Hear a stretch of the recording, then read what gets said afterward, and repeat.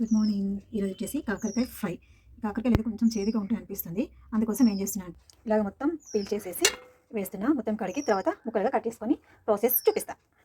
దొండకాయ కానీ కాకరకాయ కానివ్వండి, నాకు సన్నగా నిలువుగా కోయడం ఇష్టము. సర్కిల్ అట్లా కోయడము మంచిగా అనిపించదు.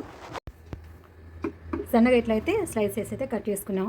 ఆనియన్, మిర్చి, కొత్తిమీర అన్నీ రెడీ. కాకరకాయ అంటే కొంచెం ఆయిల్ ఎక్కువే పడుతుంది. ఆయిల్ వేసాం, శనగపప్పు, జీలకర్ర, ఆవాలు, కొంచెం పసుపు, కాకరకాయ ముక్కలు సరే మొత్తం మిక్స్ చేసుకోవాలి. ఫ్లేమ్ మరీ సిమ్లో పెట్టకండి, అది మెత్తగా అయిపోతుంది. మూత పెట్టద్దు. ఇప్పుడే సాల్ట్ వేయొద్దు. ఇవి మంచిగా ఫ్రై చేసుకోవాలి. కాకరకాయ ముక్కలు ఆల్మోస్ట్ ఫ్రై అయిపోయాయండి. కొంచెం అల్లం, పచ్చిమిర్చి, కట్ చేసుకున్న ఆనియన్. కాకరకాయలో అల్లం ఏంటి అనుకుంటున్నారా? కష్టమేండి. ఏ కర్రీలో అయినా హోమ్ మేడ్ అల్లం పేస్ట్ అట్లా వేసుకున్నామంటే ఫ్లేవర్ కానీ టేస్ట్ కానీ చాలా బాగుంటుంది. ఆనియన్స్ కూడా కొంచెం పింక్ కలర్లో వచ్చాయి కదా. ఇప్పుడు కొంచెం సాల్ట్ అండ్ లిటిల్ బిట్ కారం. మిర్చి ఎక్కువ వేసుకున్నాం, ఆల్రెడీ చూసేసుకోవాలి. ఎల్లిపాయలు వేకుండా అయితే నేను ఏ ఫ్రై అయితే చేయనండి. అంతే, ఎంతో సింపుల్ టేస్టీ కాకరకాయ ఫ్రై అయితే రెడీ అయిపోయింది. ఈ స్టైల్లో మరొకసారి అయితే ట్రై చేయండి. కాకరకాయని ఇష్టపడని వాళ్ళు, చిన్న పిల్లలు కూడా చాలా ఇష్టంగా తింటారు, మళ్ళీ మళ్ళీ అడుగుతారు. Thank you for watching. Have a nice day.